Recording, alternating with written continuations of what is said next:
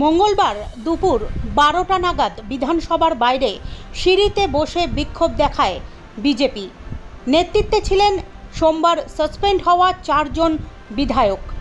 বিরোধী দলনেতার অভিযোগ, অন্যায়ভাবে তাকে সাসপেন্ড করা হয়েছে। প্রতিবাদে আজ বিধানসভায় মুখ্যমন্ত্রীর জবাবি ভাষণ বয়কট করেছে বিজেপি। মুখ্যমন্ত্রীর ভাষণের সময় বিধানসভার বাইরে তারা ধর্নায় বসবেন বলে কর্মসূচি স্থির করেছেন বিধায়করা।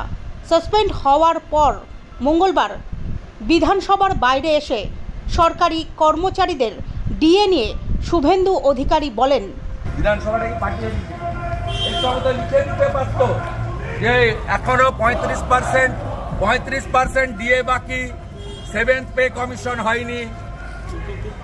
এটাতে 4%-এর জন্য যারা চামচারা লিখেছে তাদেরকে বলছি 35% সরকারি কর্মচারীর ডিএ বাকি, 35%। 7th পে কমিশন হয়নি, সব রাজ্যে হয়ে গেছে। কেন্দ্রীয় সরকার 8th পে কমিশন করেছে। পুলিশকে বলি রেশন বন্ধ হয়েছে, ইউনিফর্ম বন্ধ হয়েছে। এই চামচামি বেশি দিন চলবে না।